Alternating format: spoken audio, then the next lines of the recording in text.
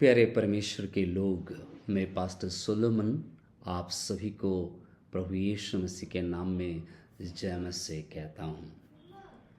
आज हम आज से लेकर अगले कुछ दिन तक क्रिसमस यात्रा की शुरुआत एक बहुत असामान्य लेकिन अत्यंत महत्वपूर्ण प्रश्न से करने जा रहे हैं।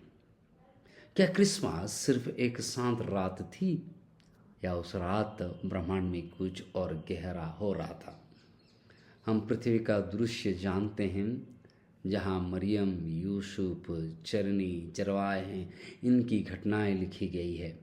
लेकिन क्या आपने कभी सोचा है उस रात स्वर्ग ने क्या दिखा?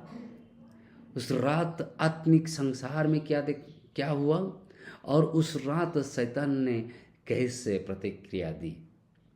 यही हमारा प्रश्न है आज का।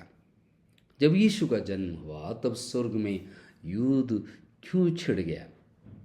और इस प्रश्न का उत्तर देने के लिए बाइबल हमें दो दृश्य में ले जाती है।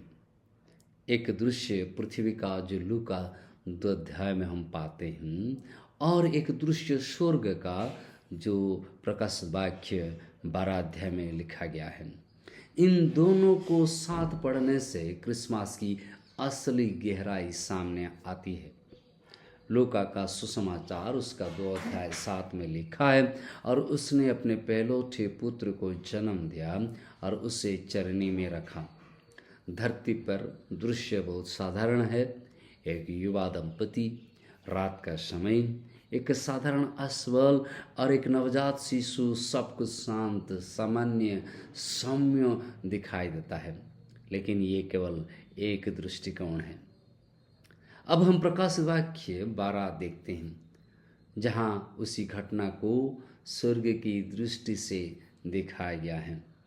प्रकाशित वाक्य उसका 12 अध्याय 1 और 2 वचन कहता है, स्वर्ग में एक बड़ा चिन्ह दिखाई दिया, एक स्त्री, और वो प्रसव पीड़ा में चिल्ला रही थी बोल के लिखा जाता है।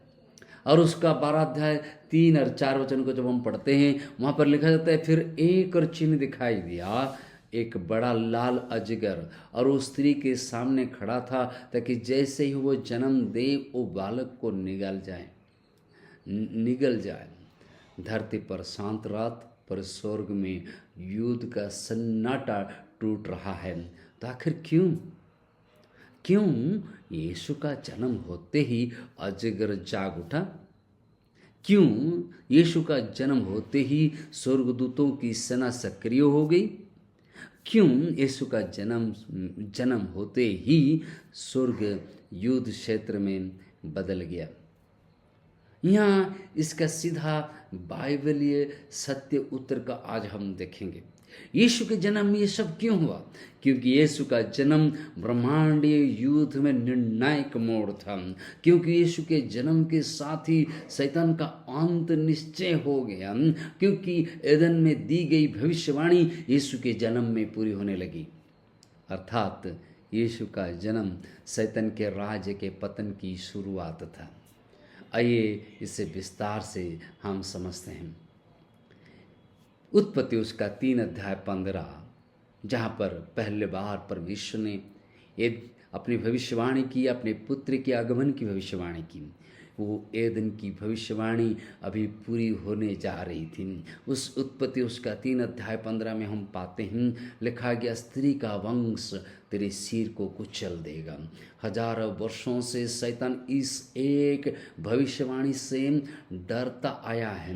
वो जानता था जिस दिन वो वंश आएगा उस दिन उसका अंत शुरू हो जाएगा।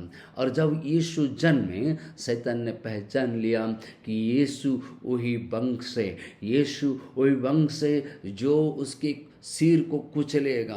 यीशु वही वंश है जो उसके सिंहासन को नाश करेगा। यीशु वही वंश है जो शैतान की ताकतों को, शैतान की चाल को, शैतान को मारेगा और उसको नाश करेगा। प्रकाशित वाक्य उसका 12 अध्याय 4 वचन को हम पढ़ते हैं। शैतान का उद्देश्य क्या हम पाते हैं? शैतान का उद्देश्य बालक को जन्म में ही नष्ट करना था। इसलिए लिखा जा गया प्रकाशित वाक्य 12 का 4, अजगर बालक को निकलने के लिए खड़ा था। इसलिए हेरोदेस का पागलपन, शिशुओं की हत्या की ये वो रचना कर रहा है। ये केवल राजनीतिक घटना ही नहीं थी मेरे प्यारे भाई और बहनें। प्रभु के लोग हेरोदेस जो कर रहे हैं ये आत्मिक युद्ध की एक हिस्सा है। आत्मिक युद्ध में वो भी भाग ले रहा है। ये थे आत्मिक संसार के हमले। अजगर किसी भी तरह उस बालक को रोकना चाहता था, लेकिन रोक नहीं पाया। हालेलुया। लुका उसके 12 अध्याय 13 और 14 में जब हम पढ़ते हैं, स्वर्गदूत विजय की घोषणा कर रहे थे, और वही जब गीत आ रहे, स्वर्ग दूतों की सेना आई, और इसमें लिखा गया और तुरंत स्वर्गदूत की सेना प्रकट हुई। ये संगीत नहीं था, ये स्वर्गीय युद्ध भूमि का आवाज़ थी, जीतने की आवाज़ थी, जीतने की आवाज़, हुंकार थी। और वे कहते हैं glory to God, the king has arrived. स्वर्ग ने घोषणा की विजेता आया है विजय देने के लिए, विजेता आ गया है शैतान को कुचलने के लिए, विजेता आया है शैतान को नाश करने के लिए, अंधकार की शक्ति को लोप करते हुए हमें वो प्रकाश को देने के लिए। और उसकी गीत को, उस युद्ध में जीता हुआ गीत को वे गा रहे थे। मेरे प्रिय भाई और प्रिय बहनें, यीशु का जन्म संसार में ही नहीं, आपके जीवन के युद्ध में भी निर्णायक मोड़ है। क्यों? क्योंकि मसीह आया, इसलिए आपका युद्ध हार में नहीं, विजय में समाप्त होगा। पहला यूहन्ना उसका 3:8 कहता है, परमेश्वर का पुत्र शैतान के कामों को नाश करने आया है। क्योंकि अंधकार आपको छू सकता है पर दबा नहीं सकता है। इसलिए यूहन्ना उसका 1:5 कहता है, ज्योति अंधकार में चमकती है और अंधकार उससे दबा नहीं सकता। क्योंकि चरनी में रखा हुआ शिशु आपकी लड़ाई का सेनापति है, इसलिए आपकी डरने की जरूरत नहीं है। इब्रानियों की किताब उसका 2:14 कहता है, वो मृत्यु को नष्ट करने आया जिसने मृत्यु तक का अधिकार रखा था। अगर मसीह अजगर का सामना कर सकते हैं तो वो आपके भय का सामना भी कर सकते हैं। अगर मसीह जन्म में ही विजयी थे तो वे आपके जीवन में भी विजयी होंगे। मसीह प्रभु यीशु ने शैतान को जन्म में ही मारा है। वो क्रूस में मारने से पहले जन्म में ही मारा है। और उस दिन, उस पहली रात यीशु के जन्म में स्वर्ग में युद्ध हो रहा है और इस युद्ध में यीशु जीत रहे हैं। परमेश्वर हम सभी को आशीर्वाद करें।